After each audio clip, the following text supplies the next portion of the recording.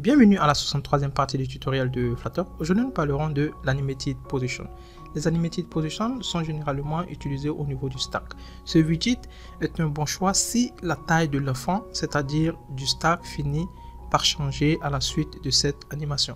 On ira au niveau du code et on essaiera de programmer notre Animated Position et derrière, vous comprenez plus ou moins comment on pourrait l'utiliser au niveau de Flutter. Donc, au niveau de notre éditeur de code, ici, nous mettons toujours la main structure du code. Vous aviez le matériel de Dart qui est importé, vous aviez le roundup, vous aviez toujours le stateless, vous aviez le stateful, vous aviez bien sûr le scaffold. Après le scaffold, vous aviez la barre et après la barre, vous aviez le corps du programme qui est le body. Donc à ce niveau-là, on maintient toujours la même structure du code et on essaiera toujours d'avancer au niveau du tutoriel. Donc qu'est-ce qu'on va faire? On a à chaque fois eu à commenter par exemple notre barre. Ici, on va essayer de le moduler afin de pouvoir créer notre design et derrière, vous comprenez plus ou moins comment vous pouvez l'adapter aussi sans avoir à supprimer votre barre avec votre application. Donc à ce niveau-ci, je vais essayer de créer un sim design en utilisant un container et à l'intérieur du container, je vais essayer d'ajouter une colonne qui, elle, derrière, pourra utiliser encore d'autres informations. Donc ce qu'on essaiera de faire, on va essayer de moduler toutes ces informations le plus rapidement possible et vous comprenez plus ou moins comment tout ceci fonctionne.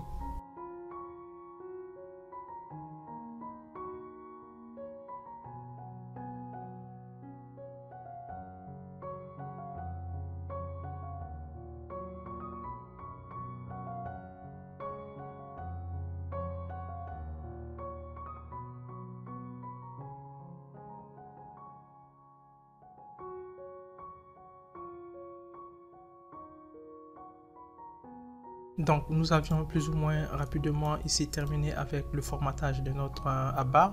Vous avez vu, rien de difficile, on a eu à ajouter tout simplement un container et des décorations. Et derrière, vous pourriez maintenant essayer de travailler sur votre corps et vous aurez plus ou moins un certain design au niveau du corps. Donc voici, d'abord pour commencer, on va aller au niveau de notre corps. On va devoir commenter cette partie comme on le fait d'habitude. Donc je commente la partie de mon corps et à ce niveau-ci, on va devoir créer un container et ce container, on va devoir ajouter d'autres informations. Donc, on essaiera de créer un container. À l'intérieur du container, on va essayer d'ajouter une colonne. Donc ici, vous aviez l'enfant. Donc ici, j'ai ma colonne à ce niveau-ci.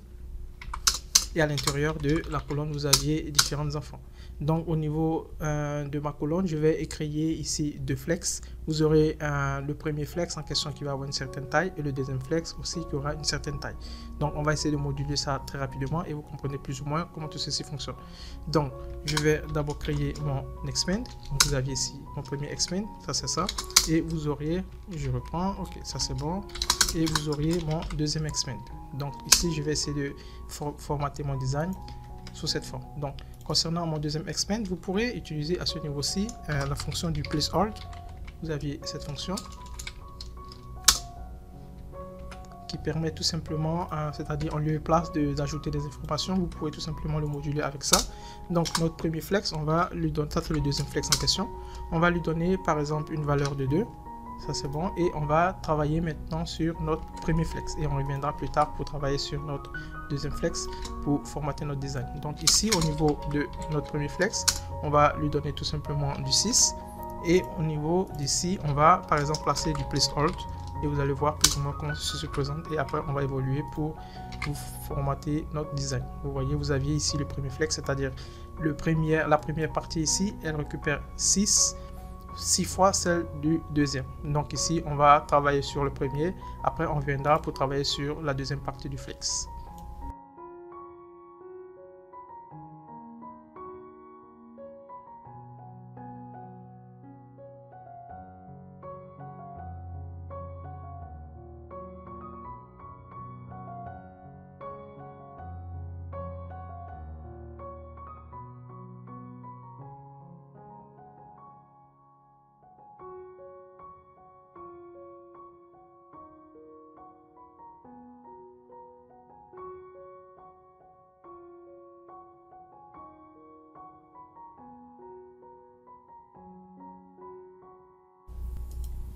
Après avoir terminé la première partie de notre flex, on va devoir maintenant attaquer la deuxième partie du flex. Ici, on va tout simplement ajouter une simple image, comme on le fait d'habitude. Vous savez aussi comment ça fonctionne. On ira très rapidement. Vous allez avoir une image en local. Après avoir ajouté notre image à ce niveau-ci, on va devoir maintenant terminer avec la dernière partie de notre expand et vous verrez plus ou moins une visibilité sur notre design.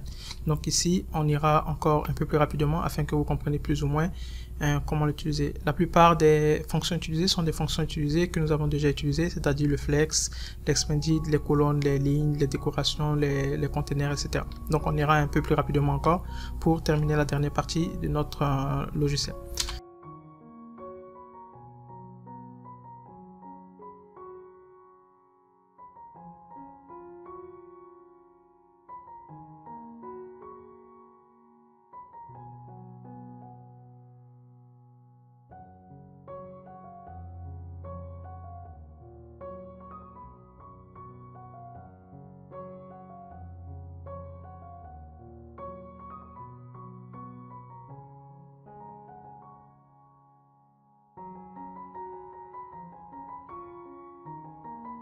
Nous avions terminé maintenant notre design. Ce que nous essaierons de faire maintenant, on essaiera de programmer nos clics sur les différents boutons que nous avions créés à ce niveau-là, le rouge, le jaune et le vert, et vous comprendrez plus ou moins comment ça fonctionne. Après ça, on attaquera maintenant le container pour avoir une animation suite au mouvement que nous aurons effectué sur chaque bouton.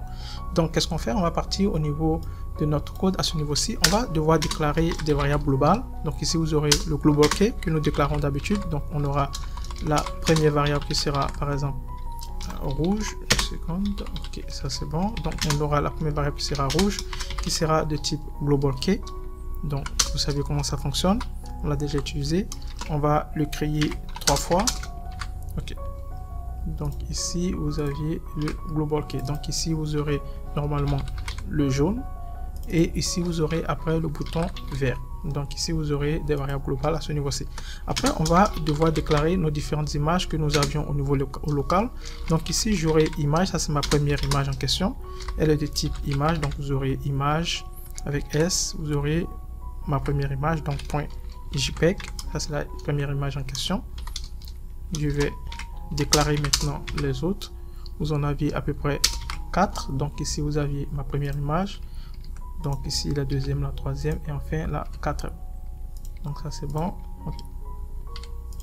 Et ici vous aviez normalement aussi ma première image. Donc ici vous aurez après la deuxième et vous aurez enfin la troisième. Donc vous aviez toutes mes images qui sont des JPEG. Vous savez comment ça fonctionne. Vous avez toutes mes images à ce niveau-ci et je le déclare au niveau du PubSet YAML. Donc cette partie, vous savez comment ça fonctionne. Je déclare mes différentes images que j'ai à mon niveau. Après ça, qu'est-ce que je vais faire? Je vais créer tout simplement deux variables de type booléen que je vais devoir appeler au niveau de mon programme. Ici, je vais initialiser celle-ci à vrai et je vais créer encore une deuxième que je vais devoir initialiser à false. Donc ici, vous aurez ma deuxième variable globale à ce niveau pour pouvoir m'assurer au niveau des couleurs en question. Je pourrais travailler sur ça. Donc je vais créer une simple variable qui va être appelé au niveau de nos clics. Donc ici je vais appeler ma variable par exemple move et à l'intérieur je vais par exemple lui créer une simple variable qui sera de type int et je vais maintenant appeler ma variable globale. Donc ici vous aurez le global key que nous avions eu à déclarer, celui-ci. Donc il sera ici, je vais mettre par exemple, il sera de type GL, je vais l'appeler de type GL et après on va effectuer les switches au niveau de nos clics. Donc ici vous savez comment les switches fonctionnent avec Flutter. C'est un switch avec un petit S à ce niveau-ci. Ok, ça c'est bon. Et j'ouvre ici ma fonction. Donc à l'intérieur on va appeler la fonction A, c'est tout. Et ici vous aurez différents cases. Donc si vous aviez d'abord le premier cas, c'est-à-dire si on clique sur le premier bouton, alors qu'est-ce qui va se passer? On aura ici simplement notre variable globale que nous avons appelée qui va récupérer celle qui est rouge. Donc vous aviez ça pour commencer. Après vous aurez notre image, on va récupérer l'image en question qui va recevoir par exemple la première image. Donc vous aurez image première, image 1 et enfin on va changer au niveau booléen. Donc ça veut dire que notre B va recevoir la valeur vraie et enfin nous aurons le C qui va recevoir la valeur fausse. Je valide comme ça, ça c'est bon. Donc vous aviez ça qui se présente sous cette forme. Donc après normalement le case, vous aviez obligatoirement l'ajout ici du break. Donc ici vous aviez un break pour stopper le processus. Et après, vous aurez encore un deuxième cas. Donc, je vais copier mon premier cas. Je vais me mettre ici, je le colle. Et ici, ça sera mon deuxième cas. Ici, général, ici, ça sera normalement du jaune. Ça, c'est bon. L'image, ça sera en principe la deuxième image que je vais devoir récupérer. Ici, mon B, ça sera normalement false. Et mon C, lui, il sera normalement à vrai. Donc, on va changer les informations à ce niveau-ci. On va devoir copier encore pour une fois de plus et on va le coller pour créer le troisième. Donc, vous aviez ça. Ici, vous aurez normalement 3. Ici, vous aurez vert. Ici, vous aurez ma troisième image. Le B restera toujours à false et le C, on va le récupérer et on va le laisser aussi à vrai. Donc, vous pourriez avoir plus ou moins cette partie. Bien, je mettrai les deux à false. Ok, ça serait bon. Donc, les deux seront faux, c'est tout. Et enfin, on va terminer avec un default, comme d'habitude. Donc, vous aviez ici le default et c'est tout. Donc, vous aviez plus ou moins votre fonction qui se présentera sous cette forme avec un 2 points. Okay. Donc, après avoir terminé ce processus, qu'est-ce qu'on va faire? On va essayer de varier les différentes couleurs que nous avions au niveau de notre application. Ça veut dire si on clique par exemple sur le rouge, vous aurez votre application qui sera rouge. Si on clique sur le jaune, il sera jaune. Et si on clique sur le vert, il sera vert. Et vous aurez bien sûr le changement au niveau de la couleur des différentes chaussures que nous aurons à choisir. Donc, qu'est-ce qu'on va faire? On va commencer d'abord avec le background. Au niveau du background à ce niveau-ci, vous aviez le background. Qu'est-ce qu'on va faire? On va lui dire tout simplement, s'il se trouve que nous avions notre B qui est false, et alors on aura par exemple la couleur jaune. Dans le cas contraire, on aura une autre couleur. Donc, on va essayer de programmer cette partie au niveau des différents points et vous verrez plus ou moins comment se présentera notre programme.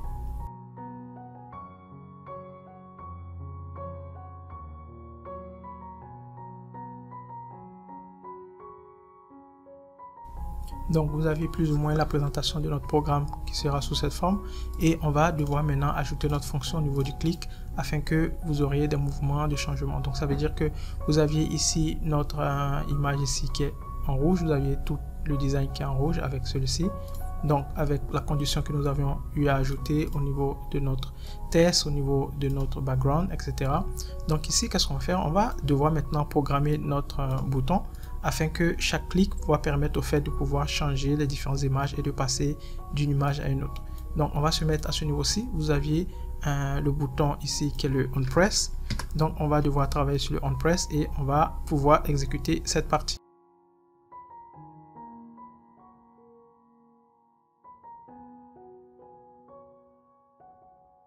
Donc, ici, vous aurez normalement la première clé. Donc, vous aurez ici clé 1, donc ici ça sera la première clé que vous allez avoir, donc c'est la rouge en question. Et au niveau du deuxième, vous aurez la clé qui est jaune que nous avions déclarée, donc vous aurez key et vous aurez ici jaune, ça c'est bon. Et enfin on va terminer avec la dernière partie du clic qui sera ici la clé verte. Donc vous aurez ici le key et vous aurez verte, c'est tout. Donc ici on va exécuter notre code et vous verrez plus ou moins qu'est-ce qu'on obtiendra. Donc si je clique normalement sur le rouge, je reste toujours sur le rouge. Si je passe sur le jaune, je vais revalider mon code. Ça c'est bon. Ici vous constatez que ça ne fonctionne pas. Pourquoi? Parce que nous avions pas ajouté ici des set state. Donc ici on va rapidement ajouter les state à ce niveau-ci. On va essayer de gérer aussi les images que nous avions. Donc vous aviez ici image qui récupère différentes images en fonction du clic. Vous aviez image ici en fonction du clic. Donc on va copier notre image, on va le coller ici au niveau de notre image générale. Donc ici vous aviez image. Donc ici on va le coller à ce niveau-là. Donc à chaque clic vous aurez ici l'image qui changera et le design aussi qui sera différent. Donc je valide mon code et on va tester encore une fois de plus. Donc ici je vais cliquer sur jaune. Lorsque je clique sur jaune, vous voyez, vous aviez le tout qui est jaune. Si je clique sur vert, vous aviez le tout qui est vert. Si je clique sur rouge, vous aviez le tout qui est rouge. Et vous aviez aussi ma chaussure qui change. Donc ici, vous voyez, le design est conforme aux images que nous avions ici programmées. Donc on va ici terminer maintenant enfin avec notre conteneur. Vous constatez, si vous aviez un conteneur que nous avions positionné à ce niveau-ci, on va devoir le positionner sur le rouge ou le jaune en fonction de notre clic et vous aurez après une animation qui sera gérée en fonction du déplacement de notre conteneur. Donc nous avions terminé avec le design. On va devoir maintenant passer à la phase de l'animation de position et vous verrez plus ou moins comment gérer cette partie. Donc pour ce faire, qu'est-ce qu'on va faire? On va essayer de récupérer le positionnement de différents boutons qui se positionnent à ce niveau-là. Donc on va partir au niveau de notre fonction move qui se trouve ici et on ira tout juste vers le bas à ce niveau-ci. Et on va essayer de programmer notre fonction qui va nous permettre de déterminer plus ou moins le positionnement de notre image. Donc ici, qu'est-ce qu'on va faire? On va créer une simple fonction très rapidement. Donc vous aurez la fonction qui est de type final. On va utiliser le renderbox qui va permettre de déterminer ici donc le renderbox, et ici vous aviez votre variable qui sera de type, je vais l'appeler par exemple renderbox, donc vous aurez CR, et il va recevoir notre variable qui est de type GL que nous avions déclaré. On aura le current context qui va récupérer au fait le positionnement, et vous aurez le find render object qui sera utilisé. Donc après ça, vous aurez encore une autre variable. On va appeler la variable par exemple CP, et le CP en question, on va le déclarer ici. Ça sera par exemple un CP de type, on va le prendre de type positionnement, et on va après le récupérer à ce niveau-ci. Donc on va prendre notre CR que nous avions déclaré qui sera de type local. Donc vous aviez ici local to global. Vous récupérez ça et vous allez devoir après ça récupérer maintenant le positionnement avec le offset que nous utilisons d'habitude, le offset qui va permettre de déterminer le positionnement de chaque élément. Donc ici on va le mettre à 0 afin de nous déterminer le positionnement de chaque élément. Ça c'est bon. Et enfin on va avoir maintenant notre variable qui sera ici de type position. Donc on va appeler par exemple notre variable position, on va le déclarer, il sera de type variable. Donc on aura ici, on va appeler ça position bouton. Donc on aura ici le positionnement de notre bouton qui va recevoir notre CP que nous avions déclaré .dx. Donc ici on aura tout simplement le positionnement qui sera spécifié. Après ça, vous aviez maintenant le state, ça veut dire que à chaque clic on va récupérer ces informations. Donc ici on peut prendre un print. Donc vous avez le print qui va nous récupérer notre CP. On va devoir récupérer cette information au niveau de notre debug. Donc je prends ça, je le copie et je pars au niveau de, et je déclare ici ma variable. Donc vous aurez ici var et vous aurez ça. Et le positionnement il sera d'abord à 0. Donc on va exécuter et suite au clic on va voir ce qu'on obtient comme résultat et on pourra récupérer normalement nos différentes informations. Donc concernant l'erreur ici, vous aviez le positionnement de notre bouton. On va devoir enlever notre initialisation, ok, et ça c'est bon. Donc on va exécuter notre code et on va vérifier au niveau de notre debug pour voir si nous avions les informations au niveau du positionnement à chaque clic. Donc je vais vider ça. Donc si je clique par exemple sur le rouge, vous aviez le positionnement qui est 25 et vous aviez ici l'offset aussi qui est 25. Si je clique sur le jaune, vous aviez ici une autre information et vous aviez ici sur le vert, vous aviez les différentes positions. Donc ici vous aviez 25, vous aviez 123 et vous aviez 222. Donc vous aviez les différents positionnements. On va se servir de ça pour pouvoir positionner notre conteneur qui se retrouve à ce niveau-ci. Donc qu'est-ce qu'on va faire? Je vais partir au niveau de mon conteneur, je vais réduire cette partie. On va maintenir les trois informations concernant nos boutons et on va devoir programmer notre conteneur afin qu'il se positionne exactement sur chaque clic au niveau de nos images, de nos boutons que nous avons créés à ce niveau-ci. Donc maintenant que nous avions normalement le positionnement au niveau de chaque clic de nos boutons, on va passer maintenant à notre conteneur. Donc ici vous aviez notre conteneur, on va cliquer sur le conteneur et on va créer notre animation en question. Donc vous aviez ici le conteneur que nous allions récupérer. Donc ici vous aviez animated position. Ok, vous aviez ça et vous auriez à l'intérieur différents attributs. On va jouer avec les attributs, vous allez voir plus ou moins comment ça fonctionne. Comme d'habitude, vous aviez la durée, donc duration. Donc ici, je vais prendre ma durée et cette fois-ci, je vais la mettre par exemple en millisecondes. On va voir ce que ça donne. Au niveau de millisecondes, je vais prendre par exemple du 1000. Ça c'est bon. Et après, vous aurez les curves. Donc au niveau des curves en question, vous allez devoir jouer avec les différents attributs comme on l'a fait au niveau du tutoriel précédent. Donc ici je vais prendre du curve, je vais prendre, ok, vous avez ici le curve, ça c'est bon, et je vais prendre par exemple du bounce out. Donc je peux récupérer ça ou bien l'autre, il n'y a pas de problème, vous pouvez jouer avec ça.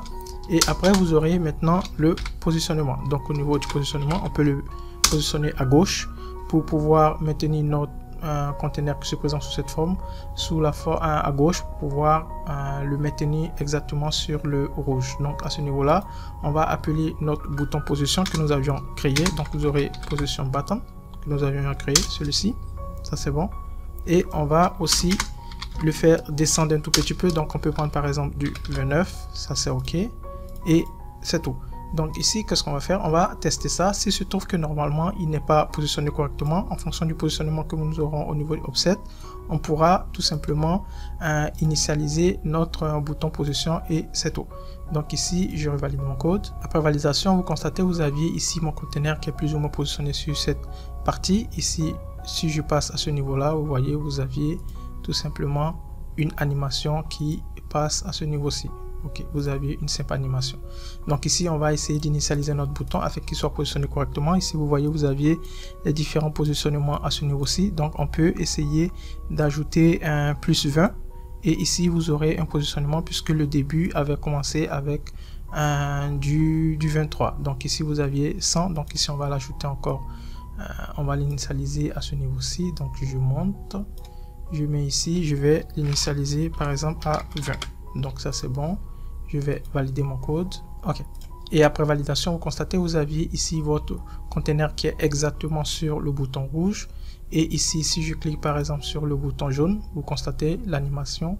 Si je pars sur le bouton vert, vous aviez une animation de mon conteneur qui, je reviens encore sur cette partie et c'est bon. Donc vous voyez plus ou moins comment vous pouvez utiliser vos conteneurs avec Flutter afin de permettre au fait une animation au niveau de vos applications. C'est très pratique. Et vous pourrez jouer avec les différents cuves, les différents effets fournis au niveau de la cuve à ce niveau-là. Et vous pouvez aussi changer le type en millisecondes et vous pouvez gérer tout ça avec votre application. Vous constatez un effet de balançage avec votre conteneur et tout est réellement très intéressant. Donc merci encore du suivi. Voici plus ou moins comment fonctionnent les conteneurs avec Flutter. On a pris plus de temps avec le design, mais pour vous montrer plus ou moins comment est-ce que vous pouvez l'adapter avec votre application. Merci du suivi et à bientôt pour la suite du tutoriel.